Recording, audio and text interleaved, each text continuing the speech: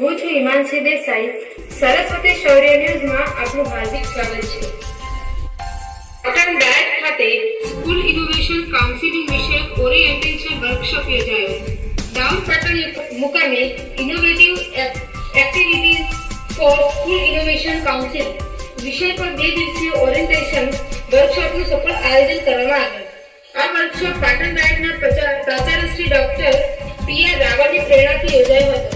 તાલીમમાં પ્રિયંકાબેન દેસાઈ દ્વારા માર્ગદર્શન આપવામાં આવ્યું હતું. જ્યારે તજજ્ઞ તરીકે રામશુભાઈ પટેલ તથા વિપુલભાઈ ચૌધરીએ ઉપસ્થિત શિક્ષકોને સ્કૂલ ઇનોવેશન કાઉન્સિલિંગ હેતુ, કામગીરી અને અમલીકરણ વિશે વિસ્તૃત માહિતી આપી હતી. વર્કશોપ દરમિયાન સ્કૂલ ઇનોવેશન કાઉન્સિલિંગ અંતર્ગત શાળાઓના લોગિનની પ્રેક્ટિકલ પ્રક્રિયા કરાવવામાં આવી હતી. સાથે સાથે શાળાના શિક્ષક ગ્રાન્ટ એમ્બેસેડર માટેના લોગિન અંગે પણ માર્ગદર્શન આપવામાં આવ્યું હતું, જેથી શાળાઓમાં નવી પ્રવૃત્તિઓને અસરકારક રીતે અમલમાં મૂકી શકાય. તાલીમના ભાગરૂપે પાટણના પ્રખ્યાત કપડા હાઉસની મુલાકાત પણ કરાવવામાં આવી હતી, જેના દ્વારા શિક્ષકોને પરંપરાગત કળા અને સ્થાનિક ઉદ્યોગની ઓળખ મળી. વિવિધ ચાર્ટ્સ, કલર અને A4 સાઇઝના કાગળમાંથી વિવિધ પ્રવૃત્તિઓ કરાવી ડિઝાઇન થિંકિંગ અંતર્ગત વિવિધ ગ્રુપ બનાવીને સામાજિક તથા શૈક્ષણિક સમસ્યાઓ ઓળખી તેના સંભવિત ઉકેલ અંગે ચર્ચા તથા પ્રેઝન્ટેશન કરવામાં આવ્યા હતા. આ અંગે શિક્ષક શ્રી દિનેશ શ્રીમાળે વિગત આપતા જણાવ્યું કે આ 2 દિવસીય તાલીમ દરમિયાન ઘણું નવું શીખવા મળ્યું. વિવિધ પ્રવૃત્તિઓ, પ્રેક્ટિકલ માર્ગદર્શન તથા એક્સપોઝર મુલાકાતોના કારણે તાલીમ અત્યંત સબળ અને સાર્થક રહી. આ વર્કશોપથી શિક્ષકોમાં નવીન વિચારધારા વિકસે અને શાળાઓમાં ઇનોવેશન આધારિત શિક્ષણને વેગ મળે તેવો આશાવાદ વ્યક્ત કરવામાં આવ્યો હતો. જિલ્લા શિક્ષણ અને તાલીમ ભવન પાટણ મુકામે 2 દિવસીય તાલીમનું આયોજન થયું હતું, જેમાં SIC એટલે કે સ્કૂલ ઇનોવેશન કાઉન્સિલ અંતર્ગત વિવિધ પ્રવૃત્તિઓ કરવામાં આવી હતી.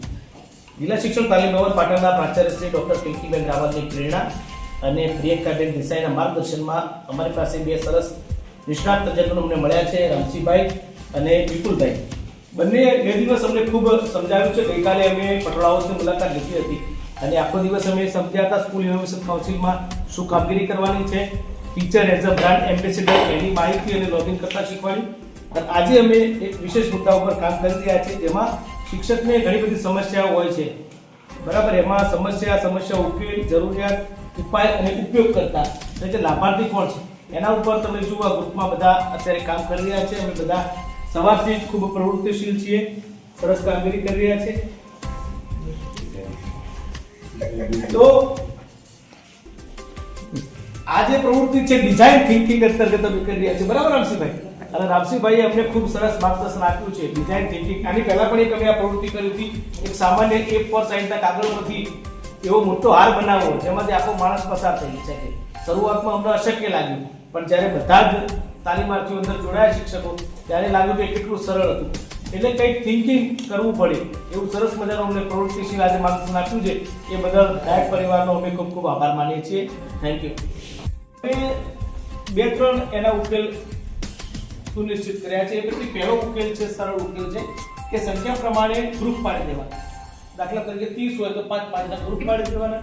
ગ્રુપમાં એક ગ્રુપ લીડર નક્કી કરી દેવાનો અને એના આગલા દિવસે કહી દેવાનું કે કાલે કોઈ બી શિક્ષક ના જ હોય, ઇવન કોઈ બી ટાઈમ તો તારે આ પ્રવૃત્તિ કરવાની. પ્રવૃત્તિનું એક આખું લિસ્ટ બનાવી દેવાનું. જેમ સાહેબે વાત કરી, આપણે પ્રવૃત્તિનો કેલેન્ડર પણ આવે છે, તો આપણે એ કામ બી આપણે ના હોય તો બી થઈ જાય. તો આપણે એવું એક ગ્રુપ બનાવી દેવાના, ગ્રુપમાં ગ્રુપ લીડર નક્કી કરવાનો અને પ્રવૃત્તિઓ આપી દેવાની. જે પ્રવૃત્તિ પૂર્ણ થઈ જાય છે એનો વાંધો નહીં, બાકી પ્રવૃત્તિ બાળકને ખબર છે હવે સાહેબ હાજર નથી તો આપણે બેસી રહેવાનું કે વાતો કરવાની કે મસ્તી કરવાની નથી. આપણે આ પેન્ડિંગ પ્રવૃત્તિ જે આજે કરીશું એના માટે કેટલીક સાધન સામગ્રી જોઈએ જરૂરિયાત પ્રમાણેની. તો આપણે જોયું કે ચોક છે, ડસ્ટર છે, આવા ચાર્ટ પેપર છે, કાર્ડ પેપર છે, કલર છે, આ બધી જરૂરિયાતની વસ્તુઓ, કાગળ છે, એ બધું રાખવાનું અને એ પ્રમાણે શેડ્યુલમાં આપણે એમને પ્રવૃત્તિ આપી દેવાની. કોઈ પણ TLM બનાવવા માટે કે નાની કોઈ પ્રવૃત્તિ આપી શકાય, બરાબર. તો આનાથી શું થશે? ગ્રુપ એક્ટિવ રહેશે. બાળકોને કલાક કે 2 કલાક થશે તો એને કંટાળો આવશે નહીં. હમણાં જ અમારી સ્કૂલમાં અમે TLM વર્કશોપ યોજી તમામ વર્ગમાં, જેમને મારું સ્ટેટસ પ્લાન જોયું છે એમને તો કરી. તો બાળકોને એટલી મજા આવે કે 2 કલાક થાય તો બાળક ના જાય. એ આખો હું તમને વિડીયો પણ શક્ય છે તમને બતાવું. 4 ગ્રુપમાં 4 બાળકો ખૂણા બેઠા હોય, એમાં વસ્તુઓ બધી પડી હોય તો એ બહાર પણ નહીં જાય, કે મસ્તી પણ નહીં કરે. એ કંઈક નવું બનાવશે. તો એક આ ઉપાય છે જે આ લોકો છે તમે કરી શકો. બીજો ઉપાય છે થોડો ટેકનોલોજીના કોઈ માણસ હોય તો એવું AI ચેટ બોક્સ એવું બનાવી શકે કે બાળકને કોઈ પ્રશ્ન હોય તો પૂછી શકે, બરાબર, અથવા એની કોઈ સમસ્યા હોય તો ત્યાં રજૂ કરે તો એને ત્યાંથી જવાબ મળે. પણ એમાં બીજી કેટલીક સમસ્યાઓ થવાની સંભાવના રહે. એક ચેકબોક્સ 2 હોય, બાળકો વધારે હોય તો બીજા પરિણામો પણ એના આવતા હોય. એટલે એમાં પણ ગ્રુપ પ્રમાણે તમારે ચેકબોક્સ કે કોઈ એઆઈ એપ્લિકેશન તમે આપો તો એના આધારે કામ કરતો હોય છે, બરાબર. તો આ જરૂરિયાતના સાધનો જે 2 પ્રકારના અમે કીધા છે, આ તો સિમ્પલ ગ્રુપ પાડીને અને એક એઆઈ ના માધ્યમથી તમે બાળકને ચેકબોક્સ. ભવિષ્યનું અમારું આ સ્કૂલનું એવું છે કે દરેક વર્ગમાં એક અમે એમને રોબોટ આપી દઈએ. રોબોટિક સુપર કે અમારી સ્કૂલમાં તો કામ ચાલુ જ છે. ભવિષ્યમાં પાછળમાં તમને કદાચ એઆઈ અને રોબોટિક સુપર કામ કરતા રોબોટ્સ જોવા મળશે અને બાળકો જ બનાવે છે. તો આ પણ તમે એડવાન્સ લેવલનું છે એ તમે કરી શકો. તો આ પ્રમાણે ગ્રુપ લીડર બનાવી અને ગ્રુપમાં કામ કરવાથી બાળકો ચોક્કસથી કંઈક સારું કામ કરે છે. સાહેબ એ કીધું એમ ડિઝાઇન થિંકિંગ પણ થાય, બાળક વિચાર થાય કે રોજ એકનું શું બનાવું તો એ પણ બનાવે અને કંઈક એવું સારી ડિઝાઇન કે વસ્તુ બની જાય તો ભવિષ્યમાં બાળકને આપણે રોયલ્ટી ઇન્કમ પણ અપાવી શકીએ. દિવસ અમારા ગ્રુપના નંબર પર 2 અને અમારો ગ્રુપનું નામ પણ ટોટલ આજના 6 ગ્રુપમાં અમારા પાર્ટિસિપેટ હતા. એટલે કે ષષ્ઠકોણીય અમારું ગ્રુપ અને જેનું નામ છે ચાણક્ય. હવે અમારી આગળનો દોર કલ્પેશભાઈ લઈ પ્રેઝન્ટેશન કરશે. નમસ્કાર. મારી સાથે છે અમિતભાઈ નાયક, લાકોડિયા ઉચ્ચતર માધ્યમિક શાળામાં છે અને એમને જ પૂછીએ કે આપણી શાળામાં શું સમસ્યા હતી. સર. નમસ્કાર શિક્ષક મિત્રો. હવે જો આપણે સૌ કાર્ય કરીએ ત્યારે આપણા માટે સૌથી અગત્યની જો કોઈ પણ હોય તો બાળક છે અને બાળકને આપવામાં આવતું શિક્ષણ છે. આપણામાંના બધા શિક્ષક મિત્રો ફરિયાદ કરે છે કે બાળકોને ભણવું નથી. સાચી વાત છે, બાળકોને ભણવું નથી. બાળકોને ભણવું નથી એનું કારણ એ છે કે બાળકોને આપણી રીતે ભણવું નથી. મમ્મી પપ્પાની 2 જણાની જોબ હતી ને જોબ બી એવી હતી અને કદાચ આપણે પણ ક્યાંક ભૂલી જતા હોઈએ છીએ કે આપણે ઘર પરિવારને પણ આપણી જરૂર છે. તમને ને મને બધાને લાગુ પડે.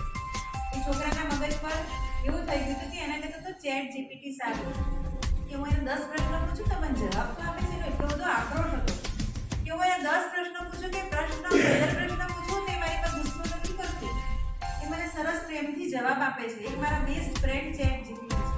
એટલે આ જનરેશન એ છોકરાને 10મા બોર્ડમાં બરોડાની સ્કૂલમાં પહેલો નંબર હતો, પણ દિવસે ફોનના લતથી અને ફોનની ગેમિંગથી ને બીજું પેરેન્ટ્સને સમય નહોતો કે બધા પરિબળના લીધે અત્યારે 12મામાં ફેલ છે અને ફરીથી એને પરીક્ષા આપવાની છે.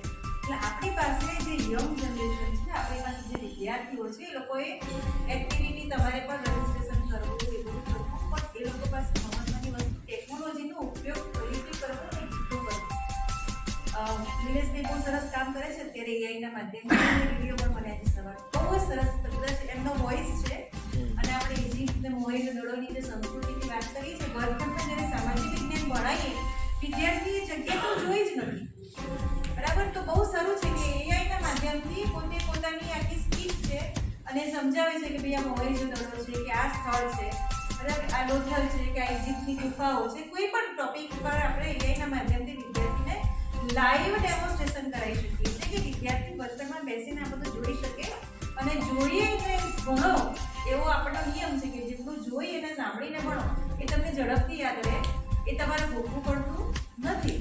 તો બહુ સારું માધ્યમ છે, પણ આ માધ્યમનો પ્રોપર ક્યાં કઈ જગ્યાએ ઉપયોગ કરવો એ પણ આપણે બધાએ દિશાદર્શન કરવું પડશે કે સર આ યુવાધન ક્યાં જઈ શકે. આખી રૂમ જઈ શકે એવડો આખો હાર બનશે. કોઈ મજબૂત બેન હોય કરવા માટે કામ આવે એવો.